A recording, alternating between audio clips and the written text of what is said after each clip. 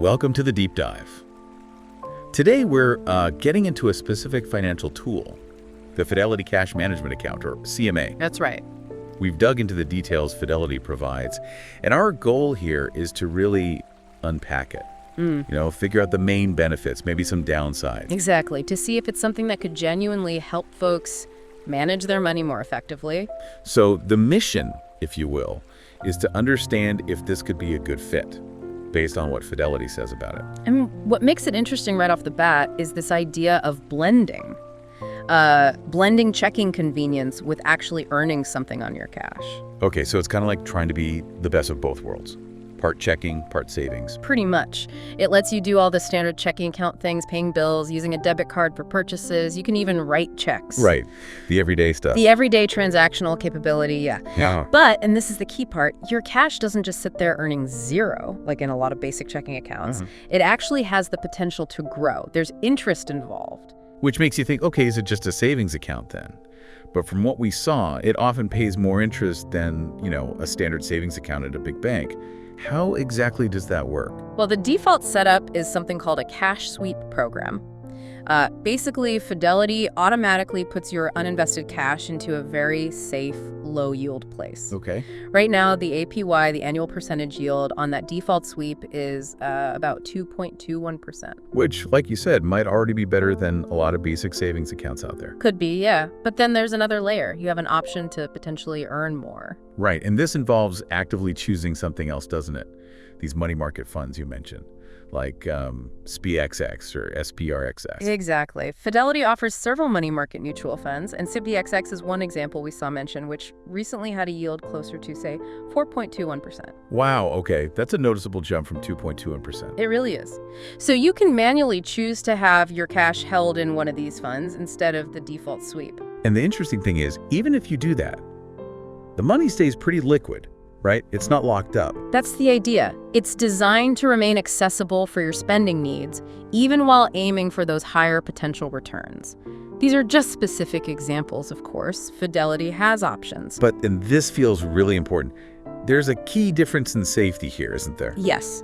Crucial difference. The default sweep program, that cash, is FDIC insured, like money in a traditional bank account. Correct. Up to the standard limits, it has that government backing.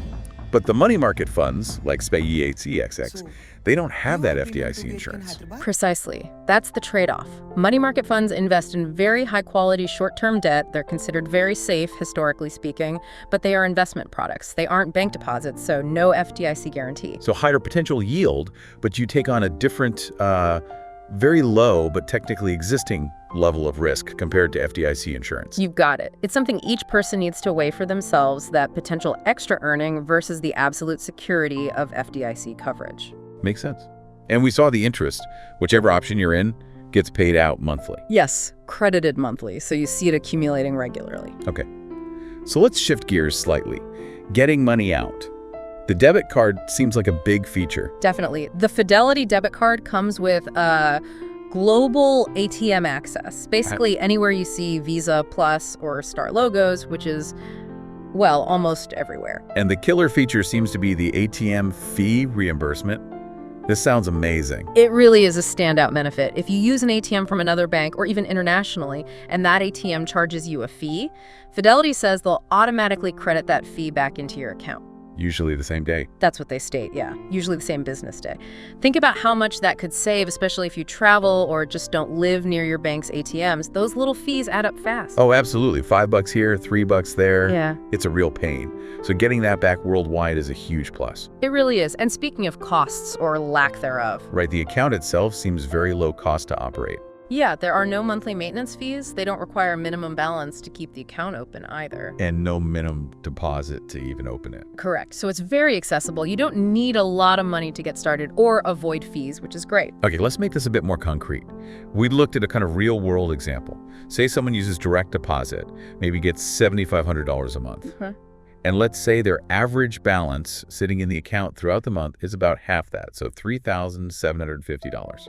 Okay, typical cash flow pattern for many people. If they kept that $3,750 average balance in the default sweep at 2.21%, they'd earn what, around $80, $85 a year? Roughly, yeah. Nothing, but not huge. But if they decided, okay, I'm comfortable with the money market fund risk profile and put that average balance into something like SPAXX SPRXX at that, say, 4.21% yield.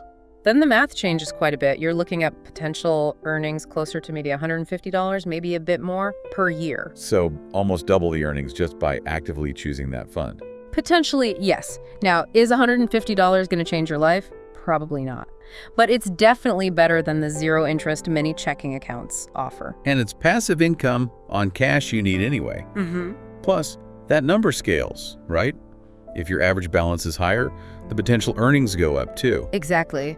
It really brings home the idea of, maybe not letting significant cash just sit idle if there are relatively safe ways to earn something on it. Makes you question if you're leaving money on the table, doesn't it? It does. Okay, besides the core function and the interest, what about the digital side? How does it stack up for online management? Seems pretty standard in a good way. It offers free online bill pay, which is table stakes now. Unlimited check writing if you still need that. Easy transfers between other Fidelity accounts, brokerage, retirement, whatever. That integration is probably quite smooth. And mobile check deposit.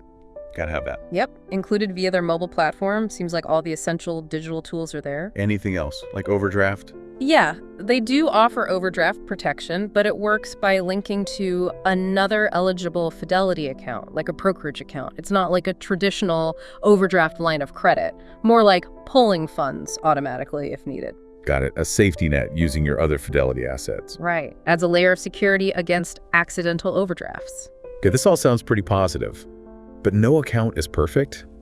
What are the catches, the limitations we need to highlight? Well, the big one, probably for some people, is cash deposits. You cannot deposit physical cash into the Fidelity CMA. Okay.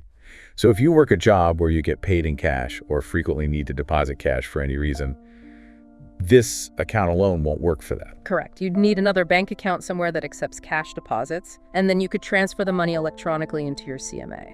So that positions it maybe more as an excellent digital hub, or perhaps a secondary account for someone who still needs a traditional bank for cash. That's a good way to put it. It might be a fantastic supplemental account, or primary if you just don't deal with cash much. And the other key point, just to hammer it home one more time. The FDIC insurance. Right. Only the cash in the default FDIC-insured sweep program has that government guarantee. If you choose to move your money into the higher-yielding money market funds. Those funds are not FDIC insured. It's an investment risk, albeit generally considered a very low one for money market funds.